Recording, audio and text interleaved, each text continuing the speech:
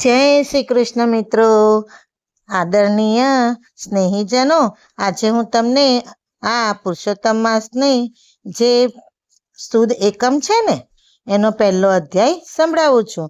અને એ પહેલા અધ્યાયનું નામ છે નૈમિષારણ્યમાં યજ્ઞ. નૈમિષારણ્યમાં યજ્ઞ કરવાની ઈચ્છાથી ભૃગુ ઋષિ, અગસ્ત્ય ઋષિ, કપિલ મુનિ, કાત્યાયન ઋષિ, ગૌતમ ઋષિ, કૌશિક ઋષિ, અત્રિ ઋષિ, ગર્ગ ઋષિ, જમદગ્નિ ઋષિ, ભારદ્વાજ ઋષિ, સૌનિક ઋષિ, જૈમિની ઋષિ, ઉદ્દીલક ઋષિ આદિ અનેક ઋષિ મુનિઓ અને તપસ્વીઓ પોતાના શિષ્ય સમુદાય સાથે અહીં એકત્ર થયા હતા. તેઓ યજ્ઞ કરવાની તૈયારી કરી રહ્યા હતા. તે સમયે શ્રી વ્યાસજીના શિષ્ય શ્રી સૂત પુરાણી ત્યાં પોતાના શિષ્યોની સાથે પધાર્યા. તેમને જોતા ત્યાં એકત્ર થયેલા બધા જ મુનિઓ એકદમ ઊભા થઈ તેમને વીંટળાઈ વળ્યા અને તેમની સમક્ષ કોઈ હિતકારક અને જગતનું કલ્યાણ થાય તેવી કથા સંભળાવવા માટે ઈચ્છા વ્યક્ત કરી. ઋષિ મુનિઓની કથા સાંભળવાની ઈચ્છા સાંભળીને સૂત પુરાણીએ કહ્યું, હે મુનિ શ્રેષ્ઠો, આપની આકાંક્ષા ઘણી ઉત્તમ છે. જેનાથી જગતનું કલ્યાણ થાય તેવો માર્ગ અતિ ઉત્તમ છે. હું પણ આવા કલ્યાણકારક ઉદ્દેશથી તીર્થયાત્રા અર્થે નીકળેલ છું.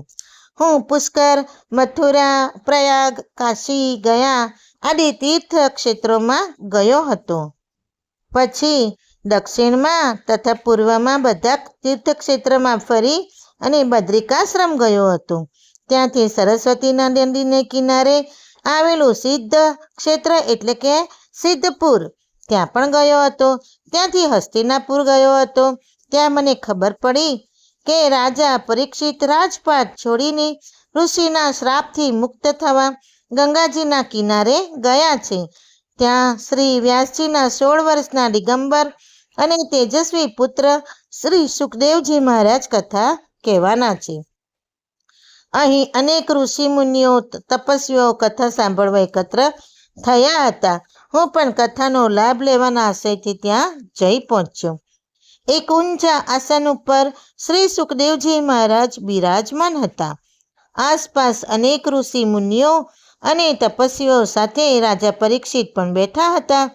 રાજા પરીક્ષિતે શ્રી સુખદેવજીની સમક્ષ જીવન મુક્તિ થઈ જાય એવી કથા સંભળાવવા માટે વિનંતી કરી. આ વિનંતીને માન આપી શ્રી સુખદેવજી મહારાજે શ્રીમદ ભગવત કથાનો આરંભ કર્યો. આ શ્રીમદ ભગવત કથા 7 દિવસ ચાલી. 7મે દિવસે પરીક્ષિત રાજાની જીવનની મુક્તિ થઈ ગઈ તે મેં પ્રત્યક્ષ જોયું હતું. ત્યાં મારા સાંભળવામાં આવ્યું કે નૈમિષારણ્યમાં જગતના કલ્યાણ અર્થે યજ્ઞ થઈ રહ્યો છે અને તેમાં અનેક ઋષિ મુનિઓ એકઠા થનાર છે. આપ બધાના દર્શનના હેતુથી હું અહીં આવ્યો છું. હું આપના દર્શન કરીને કૃતકૃત્ય થયો છું. મિત્રો, તમને ખબર જ છે ને રાજા પરીક્ષિતની જે 7 દિવસની કથા કેમ કરવી હતી. રાજા પરીક્ષિત એકવાર છે તે મૃગયા ખેલવા ગયા હતા અને ત્યાં એમને પેલા ઋષિના ગળામાં મરેલો સાપ નાખી દીધો હતો સમીક ઋષિના. કેમ કે એમને તરસ બહુ લાગી હતી અને તરસથી એમને વિવર થઈને એમને જે મુંગટ પહેર્યો હતો ને તે સોનાનો મુંગટ પરીક્ષિતે જ્યારે કળિયુગને એવું કીધું હતું ને કે સોનામાં ને વ્યભિચાર ને દુરાચાર ને એવું બધું તારે જવાનું તો સોનાનું પણ એક કે મને એક સારું સ્થાન પણ આપો. ત્યારે પછી સોનામાં સ્થાન આપ્યું હતું કે જા તું સોનામાં પણ વાસ કરજે. તો એ વખતે એ જ સોનાનો મુંગટ અને એમાં એ પણ મુંગટ કોનો હતો? જરાસંઘનો હતો. હવે આવો જરાસંઘ તો મહાપાપી અને દુષ્ટ માણસ હતો. હવે એવાનો મુંગટ પહેરીએ તો એવાનું પહેરીએ તો આપણે આવે ને આપણી અંદર એ વિચાર. અને એવો મુંગટ પહેર્યો હતો ને જ્યારે જાય છે જંગલમાં ત્યારે બધાથી જુદા પડી જાય છે એમના રસાલાથી. અને આવી રીતના ઋષિ તપ કરતા હતા અને એમના ગળામાં છે તે મરેલો સાપ વીંટાળી દીધો. ત્યારે એમના દીકરાઓ આવે છે અને પછી એને શ્રાપ આપે છે કે તને તારું તક્ષક નાગથી તારું 7 દિવસની અંદર મૃત્યુ થાય. પછી ઘરે આવે છે ને ત્યારે એમને બહુ પસ્તાવો થાય છે.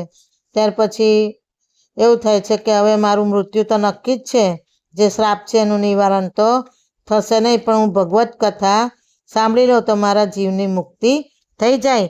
આમ પરીક્ષિત રાજાને જીવનમાંથી મોહ કેવી રીતના છોડાય ને કેવી રીતના આપણું આત્માનું કલ્યાણ કેવી રીતના થાય એ બધી કથા આગળ પણ આવશે. અને આ તો ખાલી તમારી જાણ પૂરતું. બાકી પરીક્ષિત રાજાની વાર્તા પરથી આપણાને એટલું તો એ થાય જ છે કે હંમેશા આપણે પોતાની જે સતબુદ્ધિ રાખવી જોઈએ અને ખરાબ બુદ્ધિને આપણી ઉપર હાવી થવા ના દેવાય. શ્રી બૃહદ નારદીય પુરાણના પુરુષોત્તમ મહાત્મનો નૈમિષારણ્યમાં યજ્ઞ નામનો પહેલો અધ્યાય સંપૂર્ણ. હવે પાવન પુરુષોત્તમ માસની પાવન કથા સાંભળીએ. જય પુરુષોત્તમ ભગવાન. જય શ્રી કૃષ્ણ. ઓમ નમઃ ભગવતે વાસુદેવાય નમઃ.